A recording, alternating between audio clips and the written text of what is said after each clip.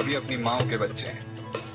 Periods छुपाने वाली बात नहीं क्योंकि दाग अच्छे हैं। पीरियड्स छुपाने वाली बात नहीं क्योंकि दाग अच्छे हैं।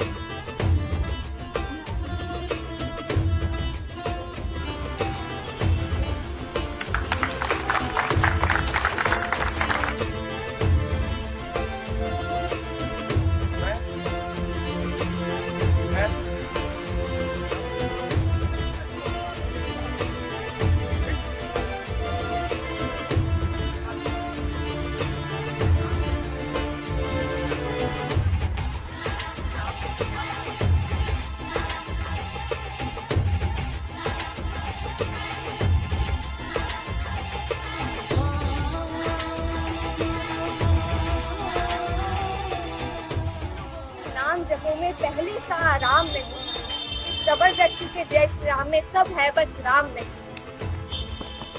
ये राजनीति का दायां बायां जितना मर्जी खेलो तुम, ये राजनीति का दायां बायां जितना मर्जी खेलो तुम, चेतावनी को लेकिन मेरी अपने जहन में डालो तुम। निजी स्वार्थ के खातिर अगर कोई राम नाम को गाता हो तो खबरदार, अगर जरूरत की और मेरे राम को बांटा दो। सोच समझ कर राम कहूँ, ये बस आतिश का नारा नहीं। अगर हृदय में राम नहीं तो तुमने राम पुकारा नहीं।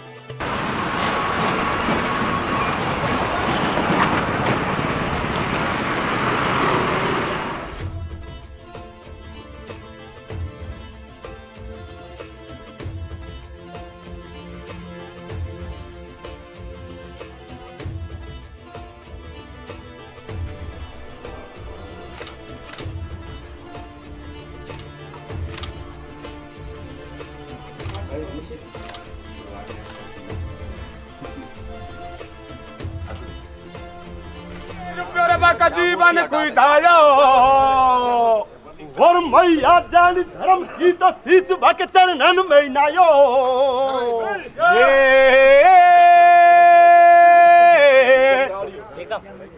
ये फाड़ी राई बेढंगन बदला, ये फाड़ी राई बेढंगन बदला।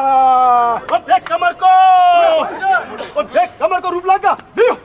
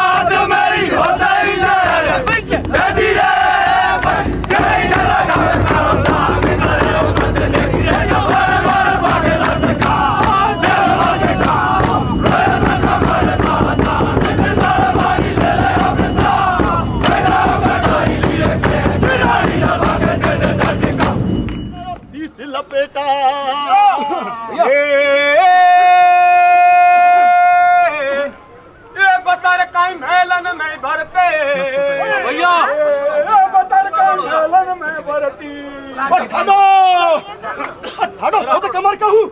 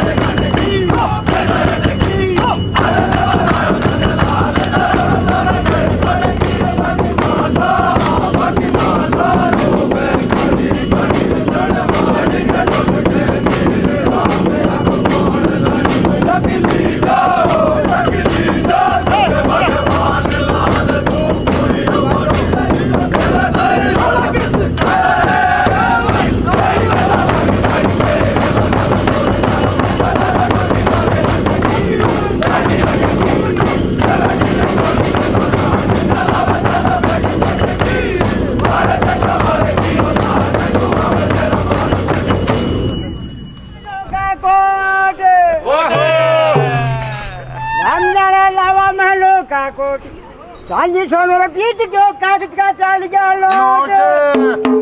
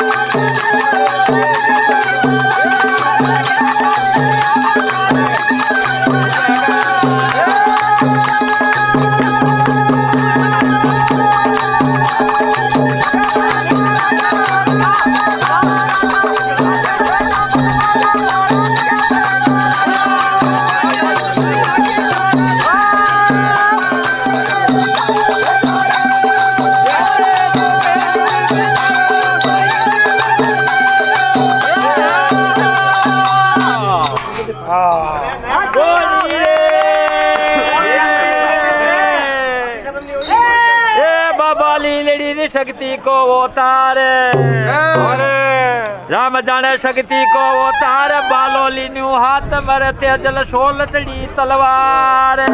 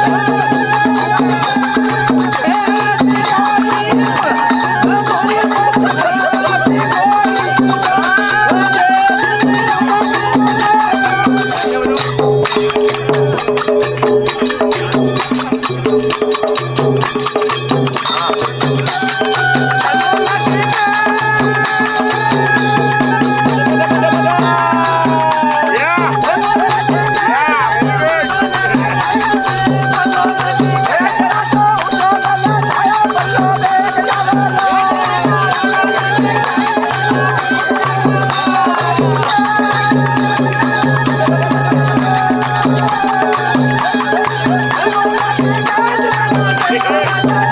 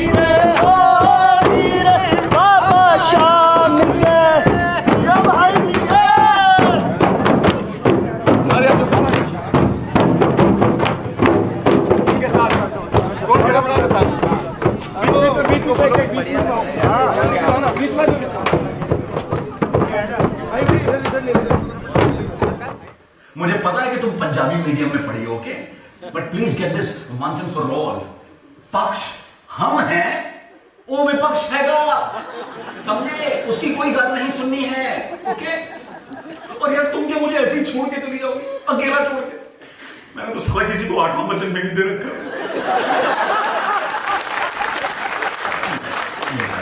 मेरी बात सुन यार, एक काम करते हैं ना, हम एक काम करते हैं, बाहर जाते हैं, पहले इसको यहाँ से भगाते हैं, फिर हमारी जो छोटी मोटी प्रॉब्लम्स हैं वो सॉर्ट आउट कर लेते हैं, प्लीज बाहर चलते हैं। और वो जो तुम कह रही थी ना, वो तुम्हारा कमेडियन, उससे भी, हाँ काउंसलर, उससे भी मिल लेंगे हम लोग प्लीज, लेकिन पहले बाहर चलो ना यार, पहले इसको यहाँ से भगाओ। ठीक है, बोलो क्या करना? तो पिक्चर सीरियल है, वृद्धाश्रम है, कराओके क्लब है अपना, तुम तरुण लोगों के लिए ज्यादा कुछ नहीं है। और तेरे को देख के तो लगता भी नहीं है कोई छोकरी पटेगी तेरे को। क्या हंसता है तो भाड़ा दे दे, भागेगा तो दे कम से कम। आज आखिरी बार पूछ रही हूँ, भाड़ा दोगे कि नहीं? मैं बात करते हैं अभी, आज तो नहीं दे पाएंगे, परसों दे देंगे।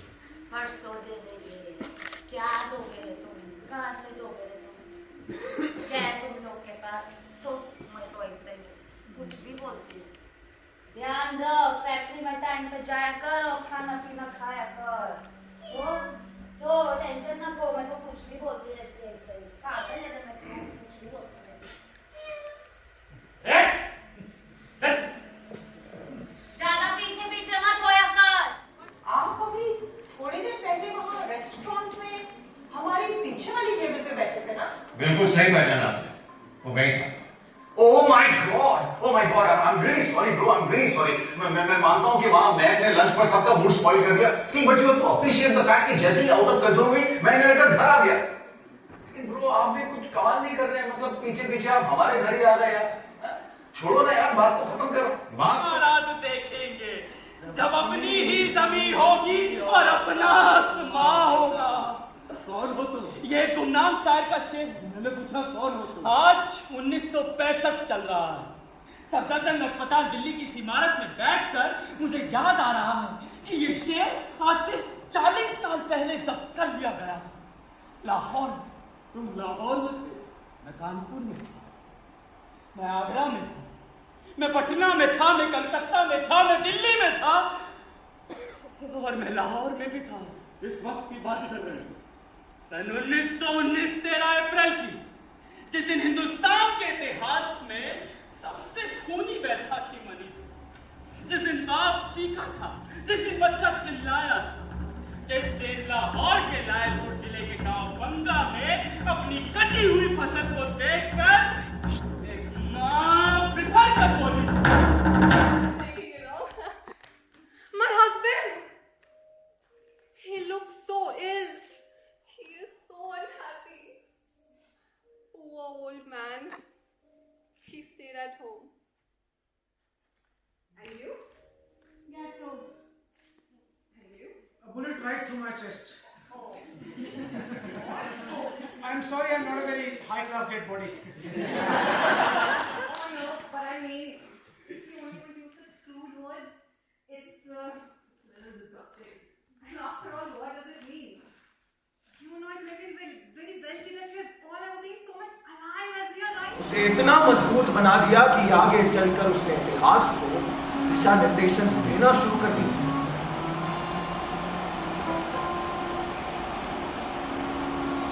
हाँ, मैंने उस लड़की के बारे में पूछा था क्योंकि वो मुझे याद आती है और किसी को याद करना मेरा हक है, किसी को यादों में बसाना मेरा हक है। वो तो हम गुलाम मुल्क के नौजवान हैं सुखदेव, और इश्क जैसी पाक साफ चीज के लिए आबो हवा ठीक नहीं है।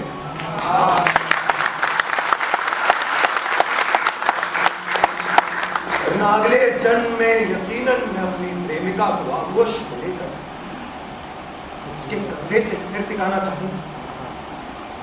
इलाही आज गोरी की तबीयत भीगी है,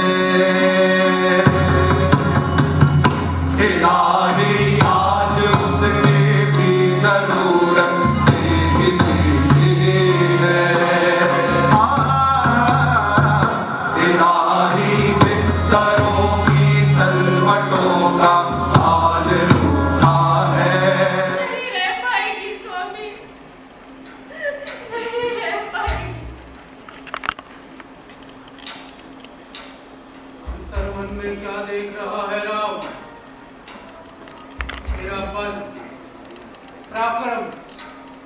ज्ञान, तपस्या, रावण के आगे सब व्यर्थ है। अपनी बलिष्ठ भुजाओं के बल से कैलाश पर्वत को हिला देने वाले रावण के सम्मुख भालू और वानर एकत्रित करके युद्ध करने आया है।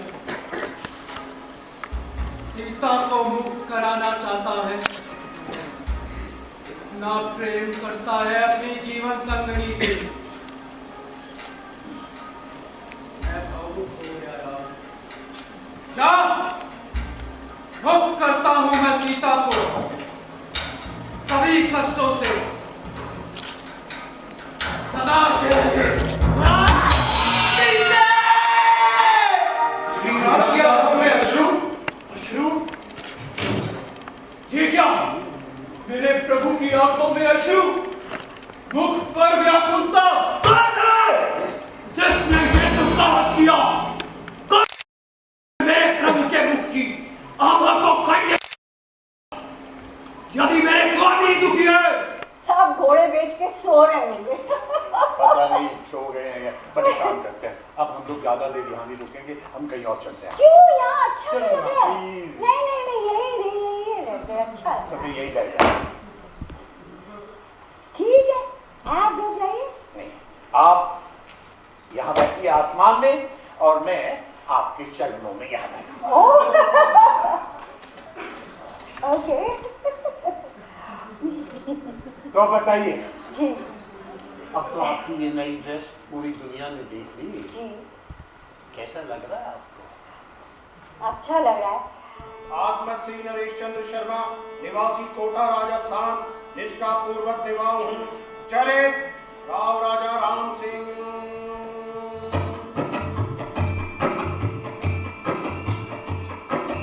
Ram Singh, son of great Maharaja Vishnu Singh, sat on Bundi's throne in 1821. I was requested to conduct the young prince to the cushion of state or the Rajgati. I observed the most noble, the Governor General would participate, adding that it was a consolation to find so much promise in his successor, during whose minority his lordship himself would be in place of a father to him in all that concerned his welfare.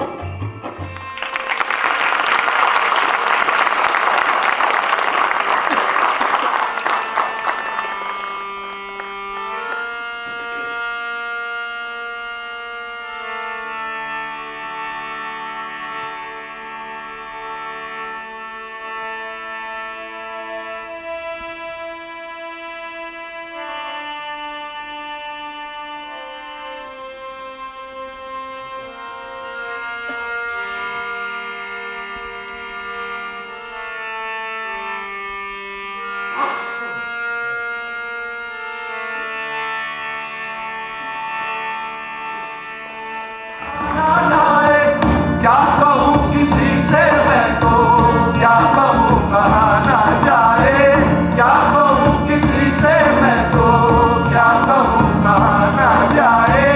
आ जाओ तो आ जा बस अब, और कुछ सहा ना जाए। हाँ, ऐसा ना हो कहीं कि मुझको तुझसे ज्यादा मेरा इंतजार पाए रब्बा। सतलुज के दूसरे किनारे से रातों में कोई तीर सुनाए रब्बा।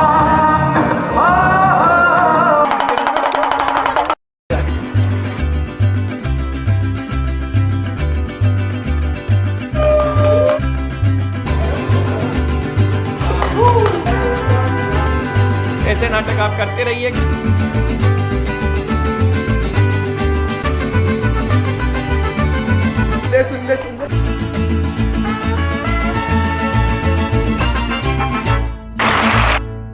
कैसा लगा? जादू का खेल देखा?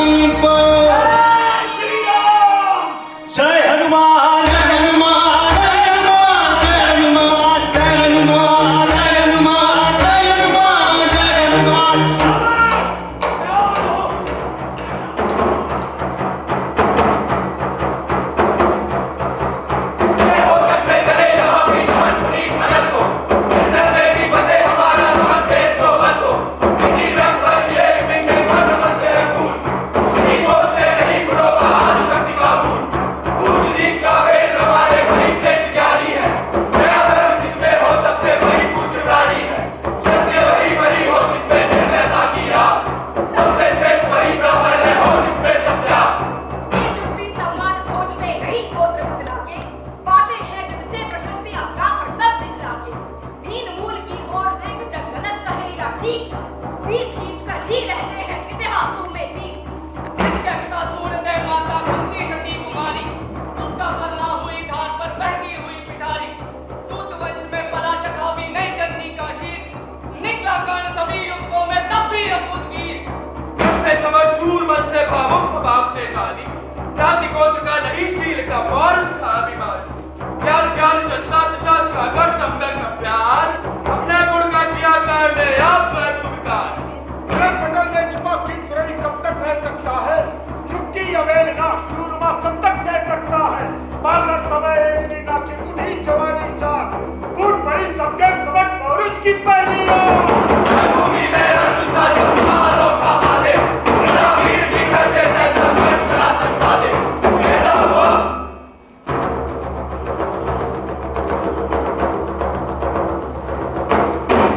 तालियों से क्या रहा कर दे फूल। अर्जुन, तेरा सूर्य शमी क्षण में होता है दूर। तूने जो जो किया उसे मैं भी दिखला सकता हूँ, चाहे तो कुछ नहीं कराए भी सिखला सकता हूँ। आंख खोल कर देख कर्ण के हाथों का व्यापार, फूले सस्ता सूर्य प्राप्त कर उस नर को धिक्कार। इस प्रकार के लगा दिखा दे गौर कलाए बड़की, समाज को कह गई तेरी मैं काम की चंचल की। ठीक है अंकल, एक काम करते हैं, आप प्राइवेटली पहले उसका सेशन ले लो, उसे ठीक कर दो, फिर मैं आकर जो भी बचेगा वो शूट कर लूँगी। इतना फास्ट प्रोसेस नहीं होता ये। अंकल बट ट्राई तो कर सकते हो ना प्लीज। चलो ठीक है, मैं कुछ ट्राई करता हाँ मैं इसे धनंजय हूँ। हाँ रेडी? हाँ हाँ तो सर तुमसे ना अकेले में बात करेंगे, मैं बाहर जाकर थोड़े और इंटरव्यूज लेती हाँ। हूँ कि घबराना मत। अंकल आई हाँ। क्यों नहीं? हाय ओवर। धनंजय मेरा नाम। जी मैं आपकी काउंसलिंग करूँगा। I am an psychiatrist.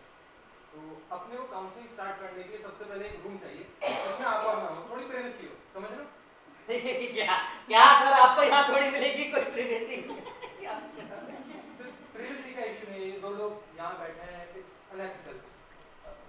मतलब क्या सर मर्जे वो क्या? अरे लग भी तो नहीं रहा होगा तू लोनली। आपने ऐसा कहा क्या सर? नहीं धनंजय, मैं क्या बोलेंगे? सर दस के खड़े हो यार। हट। सर वो ऐसे इंटरव्यू आने वाला है तो थोड़ा तो ऐसे सदस्य के होना चाहिए ना सर। एनसीसीएम का जैकेट पहन के खड़ा है, क्या करीब है क्या? बिल्कुल लुक्स मैटर नहीं करते। तुम क्या बोल रहे हो? अरे सर ये क्या हमारे पास ये सही नहीं लग रहा है तो सर मैं चेंज कर देता है ना इसका, पहले बोलने का था अब सही है सर। धनंजय मेरी बात सुनो, लुक्स मैटर नहीं करते, अभी शूटिंग चली नहीं। अरे खुद देख कितना अच्छा कपड़ा पहन के आया है और तेरे को बोल रहा है अच्छा नहीं लगता है। सर मेरे पास भी एक अच्छा कपड़ा है, मैं नहीं कहता सबके नाम मेरे पास है। सर ये देखिए ना, ये अच्छा कपड़ा मैं इसको पहनता है सर, मैं शादी में पहन के जाता है ना इसको तो एकदम मस्त दिखाई देता है। अभी देखना सर मैं पहन के रखता है ना तो सही लगेगा।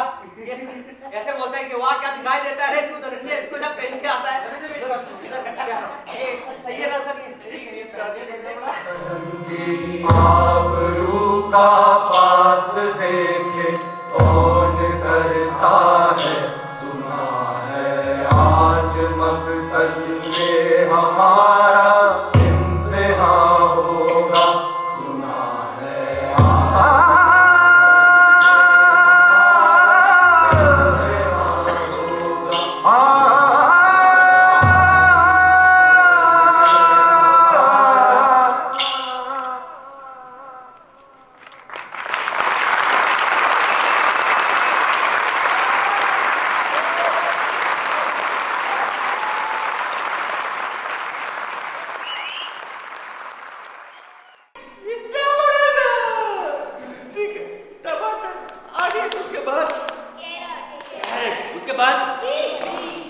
फिर भी चीज, एक और चीज, टमाटर, उसके बाद इतना बड़ा सैंडविच है, बट सैंडविच पूरा सैंडविच है, काटो हाफ हाफ, तो पूरा सैंडविच का शेप क्या है? पूरा सैंडविच स्क्वायर, काटे के बाद जो ये इतना मैक्स है ना। हाँ सैंडविच बॉक्स में डालो।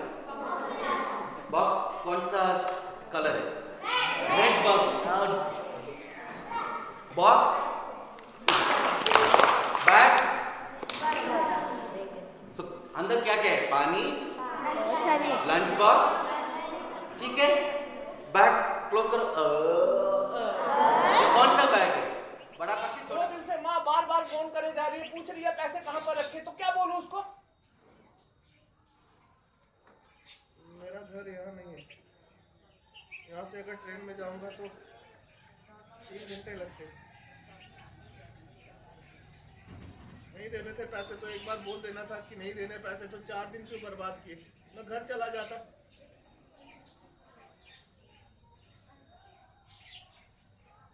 मैं जिस दिन यहाँ पर आया था ना सर, उससे 2 दिन पहले ना माँ को लेकर हॉस्पिटल में गया था। वो जिस डॉक्टर ने ऑपरेशन नहीं किया माँ का, उस डॉक्टर ने मेरे को क्या बोला था? उस डॉक्टर ने बोला था, मैं यहाँ पर आया था पिछले महीने की, मालूम है कौन सी तारीख को आया था? पिछले महीने की 27 तारीख को आया था। और डॉक्टर ने मेरे को बोला था ये जो इस महीने की 29 तारीख निकल गई ना पीछे, फरवरी की 29 तारीख को अम्मा को लेकर हॉस्पिटल जाना था। डॉक्टर ने कहा था 2 टेस्ट करूंगा, उसके बाद कोई दूसरी दवाई लिख कर दूंगा। आंगन की चौखट को पार करके वो फिर लुढ़कता पुढ़कता चला गया बाहर बरामदे में और पहुंच गया गेट के पास। और उसके बाद गेट खुला हुआ था क्योंकि गुलगुले की किस्मत शायद अच्छी थी। तो उसके बाद गुलगुला जो है वो लुढ़कता पुढ़कता लुढ़कता पुढ़कता लुढ़कता पुढ़कता लुढ़कता पुढ़कता लुढ़कता पुढ़कता चला गया। और उसके बाद उसने गाना गाया, लुढ़कता पुढ़कता चला जाऊंगा, लुढ़कता पुढ़कता चला जाऊंगा, किसी के शिकंजे में ना आऊंगा, किसी के शिकंजे में ना आऊंगा। मैं कोई वक्ता नहीं हूँ, क्योंकि मैं लिखता हूँ, बोलता बहुत कम हूँ। और जब लिखने वाले को कह दिया जाए कि तू बोल, तो उसके लिए सज़ा के बराबर होता है। और हर बार मैं कहीं ना कहीं फंसता हूँ और अपने आप को, अब मैं सज़ा याफ्ता हो गया। ये सज़ाएं मेरे को मिलती रहती हैं और नहीं चाहते हुए भी मैं बोलता रहता हूँ, क्योंकि मेरी अधिक से अधिक इच्छा रहती है कि मैं बोलूँ। लेकिन अभिषेक का प्रेम ऐसा अटूट प्रेम है कि ये मेरे को कहीं ना कहीं से किसी भी परिस्थिति में, मैं अभी भूला बैठा हुआ था, मेरे को ध्यान ही नहीं रहा, एकदम से फिर इसका फ़ोन आया हाँफते हुए कि क्या कर रहे हो सर? अरे मैंने कहा आना है क्या यार? बोले क्या हुई है, क्या बात हुई? बोले आना ही है आपको। फिर मैं आया दौड़ता हूँ। फिर दूसरी बात है कि सरताज जी के प्रति जो मेरी असीम अगाध श्रद्धा है वो तो बोलने के लिए प्रेरित करेगी ही, और नहीं बोलूँगा तो मैं मूर्खता करूँगा। सरताज जी ने रंगमंच को ओढ़ा है सारी जिंदगी, रंगमंच को बिछाया है, ओढ़ना बिछोना बनाकर, और उसे अपनी एक बिस्तर की तरह कहें या चारपाई की तरह कहें, अपने साथ रखा। ये जहाँ भी गए, जहाँ भी बैठे, रंगमंच को लेकर ही बैठे, रंगमंच की ही बातें की, रंगमंच के साथ जिए, रंगमंच के साथ खाया पिया, सब कुछ रंगमंच। इनके लिए मैं कहूँगा कि ये सारी जिंदगी सरेरा एक चिंगारी लिए बैठे रहे। सरताज जी सारी जिंदगी सरेरा एक चिंगारी लिए बैठे रहे, जिसका जी चाहा चिरागों को जला ले गया। इन्होंने रंगमंच को कभी व्यावसायिक रूप में नहीं लिया, सेवा के रूप में लिया, अपने शौक के तौर पर लिया। उससे कभी कमाई करने का जरिया उसको नहीं बनाया, और उसी का परिणाम है कि आज दर्जनों प्रतिभाएं हैं, जिनमें बहुत सारे नामचीन कलाकार भी हैं, वो सरताज जी के आशीर्वाद से ही बनकर निकले हैं। और इससे ज़्यादा क्या कहूँ कि इन्होंने इस उम्र में घर को रंगमंच का आश्रम बना दिया। सारे बच्चे दिन भर आओ, बैठो, खाओ पियो और बस नाटक करो। इनका केवल और मात्र उद्देश्य नाटक करना रहता है। सरताज सर से मैं सक्रिय रूप से 93 से जुड़ा। उस समय मैं जवाहर कला केंद्र में आया था और मैं बीकानेर से ट्रांसफ़र होकर यहाँ आया था और एस्टेब्लिशमेंट का काम देखता था, प्रशासनिक काम देखता था मैं। तो जब ये उस समय अतिरिक्त निदेशक थे सरताज साहब राज्य बीमा एवं प्रावधायी निधि विभाग में, तो मेरी इच्छा रहती थी कि यार ऐसा व्यक्ति जवाहर कला केंद्र आना चाहिए। लेकिन मैं ऐसी स्थिति में तो था नहीं कि मैं इनको नियुक्त कर दूं। लेकिन कहीं मेरी जो अंदर से इच्छा थी, जो कुछ थी, तो ऊपर से अपने आप एक दिन प्रशासनिक आदेश आए कि सरताज सर को रंगमंच का निदेशक नियुक्त करना है। तो सबसे पहले भाग के मैंने फाइल निकाली, फाइल को चलाया, आदेश बनाए और सरताज सर तक पहुंचाकर उनको यहाँ बुलाया। जिस दिन सरताज सर ने यहाँ ज्वाइन किया वो दिन मेरे लिए बड़ा ही उत्सव का दिन था, क्योंकि एक ऐसी मनचाही मुराद जो बिना मांगे ही बिना कुछ कर्म किए पूरी हो गई, वो ऐसा दिन मेरे लिए था। और अब मैं ये कहूँगा कि मैंने बहुत ही सक्रिय रूप से, बहुत आत्मीयता से सरताज जी को देखा। तो इनकी जो रिटायरमेंट से पहले की नाटकों की पारी थी वो अलग थी, और रिटायरमेंट के बाद इन्होंने कई शतक बना डाले। मतलब एक शतकीय पारी खेली रिटायरमेंट के बाद इन्होंने रंगमंच की। मैंने बहुत गहराई से देखा कितने नाटक तैयार करे जवाहर कला केंद्र में, इन हाउस प्रोडक्शन, एक से एक नाटकों। उस समय तो नाटकों का हाउसफुल शो होना एक बड़ी उसकी अद्भुत आश्चर्य की बात होती थी, लेकिन सरताज सर के नाटक हाउसफुल जाते थे। हंगामा ए लॉकेट, जिन लाहौर नहीं व्याख्या वो जन्मया ही नहीं, कितना भावुक नाटक था, अभी भी आंसू निकल जाते हैं। जिसको सरताज सर ने बनाया था, सबसे पहले आपका ही प्रोडक्शन मैंने देखा, वो प्रोडक्शन कभी दिमाग से निकलता ही नहीं है। हंगामा ए लॉकेट में संगीता गेरा, केतकी चतुर को जिस तरह से आपने तराशा और उनसे लाफ्टर्स करवाए, वो बिल्कुल हमेशा याद रहता है। थोड़ा सा मैंने जल्दबाजी में कुछ लिख भी लिया, जो मेरे पास डेटा था उसके थ्रू भी मैं आप लोगों से कुछ बातें कर रहा हूँ। प्रदेश के नाट्य जगत के लौह पुरुष कहे जाने वाले 89 वर्षीय, ठीक है नहीं सरताज नारायण माथुर का कार्य के प्रति कमिटमेंट का ही रिजल्ट है कि वो आज उम्र के इस नाजुक पड़ाव पर भी संपूर्ण चेतना के साथ नाट्य जगत की सेवा कर रहे हैं। अपने जीवन काल में उन्होंने राजकीय सेवा के साथ साथ नाट्य कला को भी अपना हमसफर बनाया।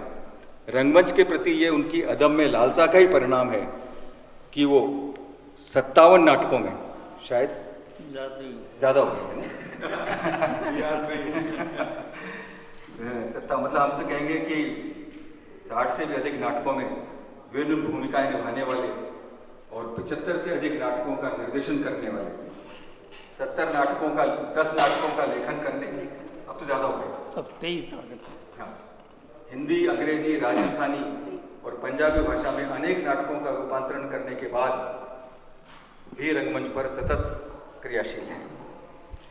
राजकीय सेवा से निवृत्ति के उपरांत उन्होंने 15 साल तक जवाहर कला केंद्र के रंगमंच विभाग के निर्देशक के पद की जिम्मेदारी निभाई और इस दौरान जवाहर कला केंद्र के बैनर पर नाटकों के 12 इन हाउस प्रोडक्शन तैयार करवाए, फ्राइडे थिएटर योजना लागू करवाई, नाट्य तीर्थ जैसे नाटकों का कई वर्षों तक अखिल भारतीय समारोह आयोजित करवाया। मेरे को याद है कि सरताज जी अक्सर कहते थे कि यार मैं फ्री में नाटक क्यों दिखाऊं, रंगमंच में सब लोग इतनी मेहनत करते हैं, महीने भर डायलॉग रटते हैं, नाटक लेखक लिखता है, और मैं फ्री में दे के नौरे खा के लोगों को क्यों बुलाऊं। बोले ये कहते हुए उन्होंने एक बहुत सख्त निर्णय लिया जवाहर कला केंद्र में, और सबसे पहले नाटकों के टिकट लगाए, 5 रुपए का टिकट, और उसकी खबर छापने वाला भी मैं ही था कि जवाहर कला केंद्र के नाटकों पर टिकट मैंने उसको थोड़ा सा आलोचनात्मक रूप में छापा कि पता नहीं क्या होगा कि लोग नाटक का टिकट लेकर देखने आएंगे भी कि नहीं आएंगे। और जब पहला नाटक 5 रुपए के टिकट से आया तो मैं फैक्ट फाइल करने के लिए, वस्तुस्थिति देखने के लिए जवाहर कला केंद्र पहुंचा, और मैं क्या काम भी यहाँ करता था और अखबार में भी लिखता था, दोनों काम एक साथ करता था तो मैं शाम को आया तो यहाँ देखे तो लाइन लगी हुई थी लोग टिकट लेने के लिए, और ले रहे तो मैंने तुरंत फोटोग्राफर से उसकी फ़ोटो करवाई, और फिर अगले दिन फिर खबर छापी कि नाटक देखने के लिए दर्शकों, नाटक के टिकट के लिए दर्शकों की लाइन तो वो 2 रूप थे, क्योंकि पहले दिन मैंने थोड़ी संशयात्मक खबर छापी और दूसरे दिन अति उत्साहजनक खबर भी मैंने ही लगाई, और उसका परिणाम हुआ कि लोग नाटक देखने के लिए टिकट लेकर आने लगे। 5 रुपए का टिकट हुआ, 10 रुपए का टिकट हुआ, 20 का हुआ, लेकिन दर्शकों की संख्या में कभी कोई कमी नहीं आई। 20 से बढ़ के 50 हुआ, 50 से बढ़ के 100 हो गया, तो भी लोग आए, और अब तो 200 में भी आ जाते हैं। तो ये जो जयपुर में टिकट देखने की परंपरा की शुरुआत के जनक सरताज माथुर साहब, कई चीज़ों के जनक सरताज माथुर साहब रहे।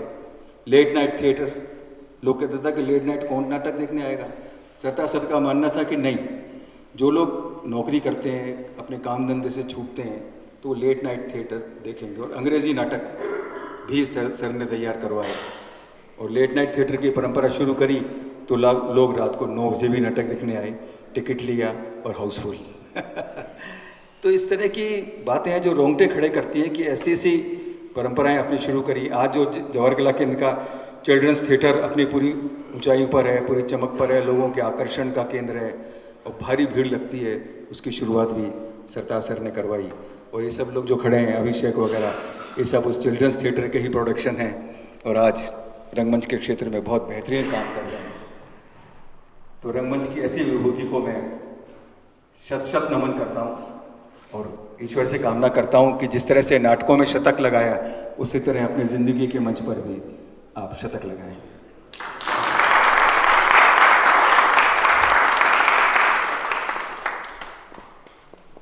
दूसरे वक्तव्य के लिए मैं बुलाना चाहता हूँ सर के स्टूडेंट रहे हमारे यहाँ पर आज गेस्ट ऑफ ऑनर हैं Anoop Soni sir.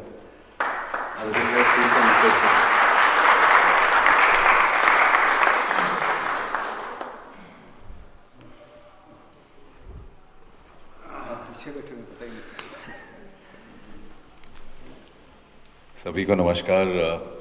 I was not prepared for this, but जो आपने इतनी सारी बातें बताई सरताज सर के बारे में, अभी जो आप लोगों ने सुनी, इतना लंबा थिएटर की जो जर्नी रही है सर की, मैं सिर्फ अपना एक्सपीरियंस शेयर कर सकता हूँ आपसे। मैं 12वीं क्लास में पढ़ता था, मेरी उम्र 17 साल थी उस वक्त जब मैंने यहाँ रविंद्र मंच पर थिएटर करना शुरू किया। एक वर्कशॉप की थी, एक्टिंग का शौक़ था, लेकिन प्लान एक्टर बनने का नहीं था। प्लान सिर्फ ये था कि भाई खाली वक्त में इधर उधर घूमने की बजाय रंगमंच करते हैं और उसके बाद LLB कंप्लीट करके लॉयर बन जाएंगे। लेकिन थिएटर शुरू किया रविंद्र मंच पर एक पहले नाटक के साथ, और सरताज सर हमारे लिए, मतलब मेरे लिए स्टार डायरेक्टर थे। मतलब ऐसा होता है ना कि जब आप एक किसी फील्ड में रंगमंच या फिल्मों की दुनिया में कहीं भी आप शुरुआत करते हैं और कुछ निर्देशक ऐसे होते हैं जो आपको लगता है यार इनके साथ तो पता नहीं कभी काम करने का मौका मिलेगा कि नहीं मिलेगा, हम तो अभी बहुत नए हैं। लेकिन मैं ये कहूँगा कि मेरी खुशकिस्मती थी कि बहुत जल्द मुझे इनके साथ काम करने का मौका मिल गया। शायद पहला नाटक किया था और उसके बाद एक और कोई नाटक किया, एंड सीधा सरताज सर ने एक दिन बुलाया अपने घर, और वर्कशॉप्स जो शुरू हो चुकी थी, रिहर्सल्स इनके नाटक की, मैंने नाटक किया। फिर उसके बाद इनके साथ ट्रैवल भी किया। नैनीताल सर, मुझे याद है हम नैनीताल गए थे। तो आई थिंक हमेशा से एक ख्वाब होता है ना आपका कि यार मुझे को इस निर्देशक के साथ काम करने का मौका मिले। तो मुझे वो खुशी जो है बहुत जल्दी मिल गई और बहुत जल्दी सरताज सर के साथ काम करने का मौका मिला। लेकिन फिर 2-3 साल हमने लगातार यहाँ काम किया, पर लकीली मुझे नेशनल स्कूल ऑफ ड्रामा के बारे में पता चला और मुझे लगा कि अब अगर मुझे एक्टिंग को सीरियसली परस्यू करना है, मैं ऑलरेडी फर्स्ट ईयर लॉ में एडमिशन ले चुका था यहाँ राजस्थान यूनिवर्सिटी में, और सेम टाइम जब मेरे फर्स्ट ईयर के LLB के एग्जाम्स थे, उसी वक्त मैंने नेशनल स्कूल ऑफ ड्रामा की एप्लीकेशन फिल की। और उसमें एक फॉर्म की रिक्वायरमेंट होती है कि आपको अपने शहर के 2 प्रतिष्ठित लोगों से जो है एक रिकमेंडेशन लेटर साइन कराना होता है। तो मैं सर के पास गया और मैंने कहा सर आप प्लीज़ मुझे रिकमेंड कीजिए, जो मुझे फॉर्म में एप्लीकेशन के साथ 2 लेटर्स लगाने हैं, तो मैं चाहूँगा कि एक लेटर आपका हो उसमें। और बहुत ग्रेशियसली सरताज सर ने अपने लेटर हेड पर मुझे वो लेटर टाइप करके दिया। वो लेटर मेरे पास अब भी है, मैं भेजूँगा तुम्हें उसका फ़ोटो, वो टेप वेप लगा के, क्योंकि ऑलमोस्ट कितने साल हो गए, आई थिंक 33 ईयर्स नाउ 33 साल पहले का वो कागज़ है, बट अभी भी है मेरे पास। और उस पर क्योंकि वो फोल्ड करने से उसकी थोड़ी क्रीज फट गई है, तो मैं टेप लगा के उसको मैंने संभाल के रखा हुआ है अभी तक। तो मैं ज़रूर अभिषेक तुम्हें भेजूंगा सर को दिखाना। तो मेरे लिए तो ये बहुत एक सरल सा मोमेंट है कि मैं यहाँ खड़ा हूँ और सरताज सर के सामने खड़ा होकर उनके बारे में बात कर रहा हूँ, क्योंकि हमारे लिए ये होता था कि एक बार ये देख लें हमारा काम, इनको अच्छा लग जाए, मौका दे दें हमें अपने नाटक में काम करने का। तो ये बहुत बड़ी बात थी और ये बहुत बड़ी खुशकिस्मती है कि आज इस एग्जीबिशन के वक्त पे मैं यहाँ हूँ और यहाँ आप सबके सामने सरताज सर के बारे में बोलने का मौका मिल रहा है। मैं बस यही विश करूँगा कि सर एकदम इस उम्र में इतने एक्टिव, इतने अलर्ट हैं सर, आप सब देख सकते हैं। मैं तो ये चाहूँगा कि I just pray for his good health and और बहुत सारा, और कभी ज़िंदगी में कुछ चाहे छोटा मौका भी लगा, हम चाहे एक छोटा परफॉर्मेंस क्यों ना करें, कभी जयपुर आएंगे तो मैं सर के डायरेक्शन में चाहे एक स्टोरी क्यों ना तैयार करके परफॉर्म करूँ, मैं ज़रूर करना चाहूँगा। Thank you so much. क्योंकि आज हमारे सामने जो हस्ती बैठी हुई है, अगर आप उनसे अवगत नहीं है तो मैं करवा देता हूँ। संगीता मैम है, संगीता गुंदेचा मैम, और मैम लेखन के क्षेत्र में बहुत प्रसिद्ध हैं, बहुत ख्याति प्राप्त किए हुए हैं और इनकी बहुत सुंदर सुंदर कविताएं जिनका हमने रस प्राप्त किया है। और हम चाहेंगे कि आप लोग भी यहाँ उपस्थित रहें। लगभग 12 बजे से हम टॉक शो करेंगे शुरू, तो आप लोग जब यहाँ होंगे तो आप भी उसका रस प्राप्त करें उन कविताओं का। और अभी हम लोग मैम से कुछ ज्ञान जो भी हम ले सकते हैं मैम से हम लेंगे। और मैम बहुत अच्छी रंगकर्मी भी हैं, बहुत अच्छे नाटक इन्होंने नाट्य शास्त्र के ऊपर इन्होंने रिसर्च करके, और मैं नाम बोल रहा हूँ नाट्य भास पे, और उन्होंने अपना एक नाट्य शास्त्र रचा है खुद का। तो मैं चाहूँगा कि बाहर प्रदर्शनी भी लगी हुई है, तो आप लोग वहाँ उनकी किताबें देख सकते हैं मैम की। तो मैम से हम जो भी ग्रहण कर पाएंगे वो हम करेंगे। थैंक यू मित्रों, बहुत बहुत शुक्रिया कि आप लोग आए, क्योंकि ऐसे विषयों के लिए बहुत हमारे मन में जगह होती नहीं है, लेकिन आपके मन में है, तो मैं आभारी हूँ आप लोगों की। मुझे कहा गया था कि बेसिकली जैसे सुधांशु ने बताया, मेरा काम है classical Indian drama and contemporary theatre practice. तो जो जिसको हम नाट्यशास्त्र कहते हैं, वो नाट्यशास्त्र और जो समकालीन रंग कर्म में किस तरह उस नाट्यशास्त्र की व्याप्ति है, ये मैं बताना चाहती हूँ। लेकिन सिर्फ नाटक में नहीं, मैं अपनी बात यहाँ से शुरू करना चाहती हूँ कि जो नाट्यशास्त्र है वो किस तरह हमारे समकालीन सिनेमा तक में भी आ गया है। ठीक है, तो इन दो बिंदुओं पर मैं बात करूँगी। पहले हम शुरू करेंगे कि नाट्यशास्त्र में तो बहुत सारी पदावलियाँ हैं, उनको तो 36 अध्याय हैं। आप जब कभी उसकी कभी क्लासेस होंगी, आप ध्यान से पढ़ेंगे या कोई आपको ऐसा शिक्षक मिलेगा पढ़ाने वाला गुरु, तो आपको पता चलेगा कि एक एक शब्द का कितना विस्तार हो सकता है। जैसे मान लीजिए आपने एक ही शब्द लिया मनोधर्म, तो मनोधर्म का अर्थ होता है मन का धर्म। मन का धर्म क्या है? कल्पना करना। तो मन का धर्म है कल्पना करना। तो सारा जो नाट्यशास्त्र है एक तरह से उसकी जितनी भी कारिकाएं हैं, देखिए नाट्यशास्त्र आज भी हम उस पर बात इसलिए कर रहे हैं कि वो कभी निशेष नहीं होता, खत्म नहीं होता। उसकी एक एक शब्द और एक एक कारिकाओं की हम लगातार देश और काल बदलने के बाद भी उसका इंटरप्रिटेशन करते चले जाते हैं, कर सकते हैं। आज भी लोग आज अपने तरीके से इंटरप्रिटेशन कर रहे हैं। वही मैं आपको बताऊंगी कि किस तरह रतन थियाम का इंटरप्रिटेशन है, किस तरह कावल नारायण पनिक्कर का इंटरप्रिटेशन है। तो ये जो नाट्यशास्त्र है भरत मुनि ने लिखा, तो नाट्यशास्त्र या काव्यशास्त्र इसलिए लिखा जाता है कि हम आपने रंगमंच भी किया, टीवी भी किया, सिनेमा भी किया। इन तीनों में से किसी एक को जीना इसी का नाम है के नाम से जाना जाए तो आप किसको प्रिफर करेंगे? तीनों ही माध्यम एक्टर के लिए मैं समझता हूँ कोई फर्क नहीं है। बहुत ज़्यादा उसकी बहुत डिटेल में जाएंगे तो कुछ फर्क दिखेगा, मगर मोटे तौर पर अगर देखें तो एक ही है। सिनेमा एक ऐसी चीज़ है जो बरसों बरसों अगर अच्छा सिनेमा है वो याद रहता है। मुग़ल आज़म को आज भी हम देखते हैं, लगान को 20 साल के बाद आज भी हम जहाँ भी चल रही होगी दूसरे काम छोड़ के हम उसे देखेंगे। टेलीविज़न में ऐसा नहीं है। टेलीविज़न अखबार की तरह से है, आया अगले दिन पिछला कितना भी कमाल का हो भूल जाते हैं। हम दोनों लगातार पता नहीं कितने शोज़ कर चुके हैं, लेकिन भूल जाते हैं। लोगों को कैरेक्टर्स के नाम कुछ कुछ याद रह जाते हैं क्योंकि वो इतना ज़्यादा है कि सब गटमट हो जाता है, एक हो जाता है। और वो प्रोडक्ट्स को बेचने के काम ज़्यादा आता है। टेलीविज़न बना ही शायद एडवर्टाइजर्स के लिए है। सिनेमा का मैंने आपको बताया, अच्छा सिनेमा तो हमेशा प्रभावशाली रहता ही है, काल से परे होकर के प्रभावशाली। थिएटर भी उसी तरह से है। फर्क सिर्फ इतना है कि थिएटर एट ए टाइम 200 लोग, 400 लोग, 300 लोग या कभी कभी 700 लोग इकट्ठा देखते हैं। आप सारी उम्र भी करते रहें, कितने भी शोज कर लें, घूम फिर के बहुत कम लोगों तक आप पहुंच पाते हैं। सिनेमा एट ए टाइम करोड़ों लोगों तक पहुंचता है। मगर अच्छे नाटक का जो प्रभाव है, जिसने भी वो देखा है, वो सारी उम्र उसके साथ रहता है।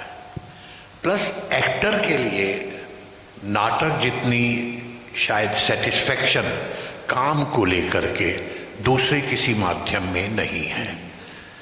दूसरे माध्यम में दूसरे लालच हैं, आप ज़्यादा लोगों तक पहुंचते हैं, नाम होता है, ग्लैमर होता है, लेकिन काम को, क्रिएटिव सेटिस्फेक्शन एक्टर को मैं अपने बारे में कह सकता हूँ, आई एम श्योर हिमानी जी भी इसी तरह से महसूस करती हैं कि वो बहुत मज़ा आता है। आप 2 घंटे, 1.5 घंटे, 1 घंटे, 2.5 घंटे एक कैरेक्टर को जीते हैं आप लगातार और रिहर्सल्स करते हैं 1 महीना, तो उस दौरान आप उसे एक्सप्लोर करते हैं, उस कैरेक्टर को, उस कैरेक्टर के आसपास के लोगों के साथ उसका जो संबंध है, उसके अपने दुख सुख। सिनेमा और टेलीविज़न में वो बस फौरी होता है, इमीडिएटली स्विच ऑन किया, जितना कर सकते हैं कर लिया, बेस्ट मैक्सिमम कोशिश करते हैं, मगर जो ग्रोथ होती है वो नाटक में होती है। और इसी तरह से ऑडियंस को भी जब वो साथ मिलके उस अनुभव से गुजरते हैं 1, 1.5, 2 घंटे, वो कुछ अगर बहुत कमाल है तो वो हमेशा के लिए यादों में भी एक कमाल रहता है। जी। रंग मस्तानी की प्रोड्यूसर गरिमा सिंह और रंग राजस्थान के क्रिएटिव डायरेक्टर नरेंद्र अरोड़ा जी को आमंत्रित करना चाहूँगा। आप तीनों पधारें और हमारे स्पॉन्सर्स का सम्मान करें। Unique Organics limited under its CSR initiative, mister and Mrs JB करोड़िया। आपके बाद इसी कंपनी के कंपनी सेक्रेटरी श्री रामोकार चांद।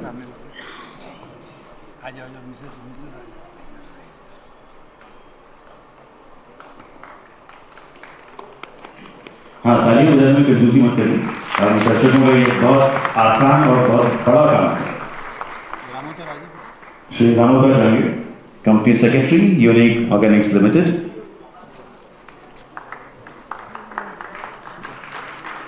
हमारे जितने भी ब्रोशर्स छपते हैं, जितने भी फ्लायर्स छपते हैं और जितनी भी प्रिंटिंग से जुड़ी चीज़ें होती हैं जो रंग राजस्थान के बारे में आप पढ़ते हैं, जानते हैं, वो हमारे प्रिंटिंग पार्टनर हैं प्रीमियर प्रिंटिंग। अनूप मोर को हम आमंत्रित करना चाहेंगे। बड़ी खूबसूरती से, बहुत आसान से फॉन्ट्स में आप रंग राजस्थान को जिस तरह से उकेर देते हैं, सबके लिए आसान बना देते हैं। जो गहराई से जानना चाहता है तो ये अनूप मोर जी का क्रिएटिव डायरेक्शन है प्रीमियर प्रिंटिंग की ओर से। आपने कई नाटकों के सेट में बहुत खूबसूरत फर्नीचर देखा है। ये फर्नीचर हमें मिला है जयपुर फर्नीचर की ओर से। योजना जयसिंह, अगर आप उपस्थित हैं आज तो आपसे निवेदन की मंच पर पधारें। योजना जयसिंह। तो हम तालियां जरूर बजाएंगे योजना जयसिंह जी के लिए। जयपुर फर्नीचर की ओर से उन्होंने बहुत खूबसूरत फर्नीचर यहाँ नाटकों के लिए दिया है। हमने बाहर एक स्टॉल देखी जहां पर छोटी मोटी भूख अगर आपको लगी है तो आपने उसको शांत किया है। चक्कारा जंक्शन, बहुत स्वादिष्ट उन्होंने स्नैक्स हमें खिलाए हैं। अमन माथुर को हम आमंत्रित करना चाहेंगे।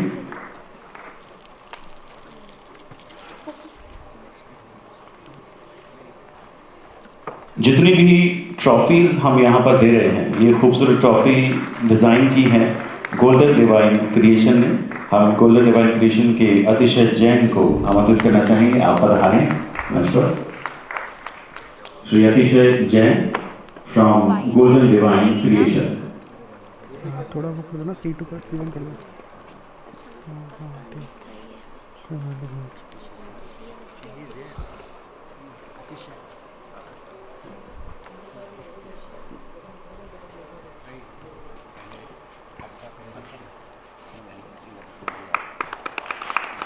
अब उस टीम को बुलाना चाहेंगे जिन्होंने रात दिन एक कर दिया पिछले कुछ महीनों से और रंग राजस्थान को आप सभी के सामने खूबसूरती से सजाया है।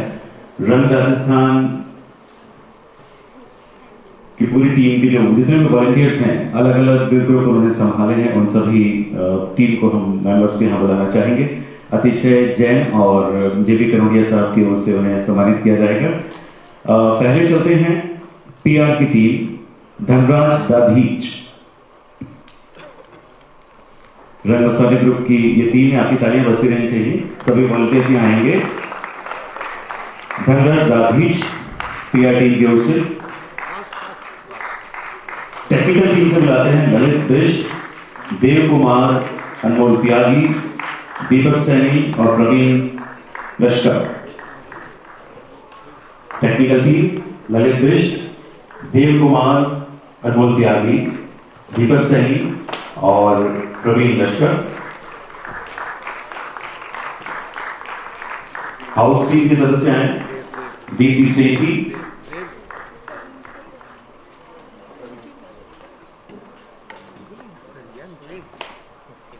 हाउस टीम के दीप्ति सेठी, धनराज, यशिका विजय, लवीना, खुशी गोस्वामी, समीर, आकाश और चहल।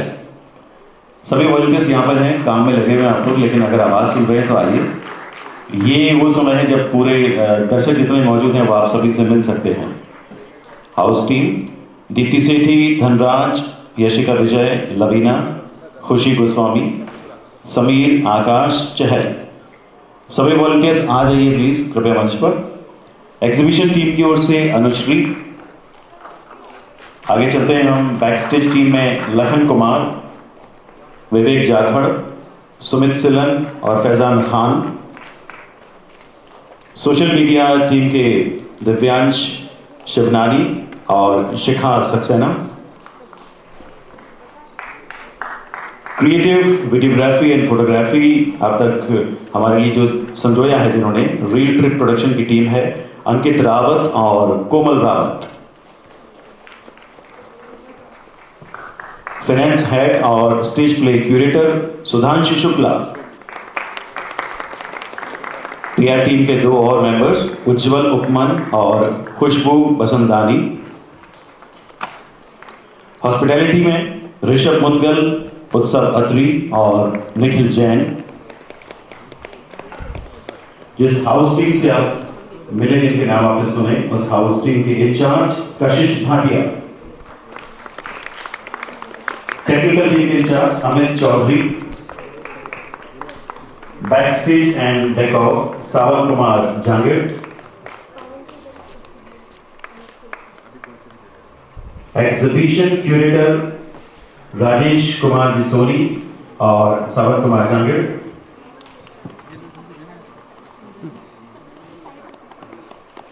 Festival assistant Shweta Cholagay Khatri. Shweta Cholagay Khatri festival assistant. Rajesh Kumar Soni ji, आपने इनकी नाटकों की छायाचित्र की प्रदर्शनी अलंकार आर्ट गैलरी जवाहर कला केंद्र में देखी है। 1 से 3 मार्च तक बेहतरीन फोटोग्राफी अपने नाटकों के दौरान की है। Festival production head Garima Singh Rajawat, festival production head Garima Singh Rajawat, creative director Ankit Khandelwal और इसके बाद मैं फेस्टिवल डायरेक्टर अभिषेक मुद्गल को माइक्रोफोन हैंड ओवर करना चाहूंगा।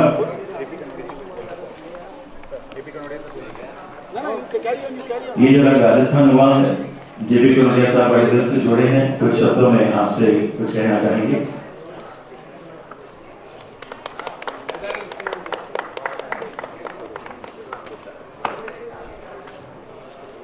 Let the team be here. The front runner जिनके कारण ये प्रोग्राम हुआ है, अभिषेक जी आप आइए। वो तो ऐसा होता है, एक बड़ी अच्छी कहावत है कि जो नींव की ईंट होती है वो दिखती नहीं है, लेकिन कल पूरे उसी पर खड़े होते हैं। तो ये इस पूरे प्रोग्राम की नींव की ईंट है। एक बार जोरदार तालियां बजाइए साहब। ये दिखते नहीं है, लेकिन इन्हीं के कारण से ये प्रोग्राम दिखता है। तो आपकी तालियों की गड़गड़ाहट बरती रहनी चाहिए। और ये जो इतनी टीम है, ये सब फ्रंट में आए, क्योंकि कलाकार के लिए ये इम्पोर्टेंट नहीं है कि उसको कितना क्या मेहनताना मिला। उसके लिए इम्पोर्टेंट है कि आप जो दर्शक हैं उनके लिए कितनी तालियां बजाते हैं।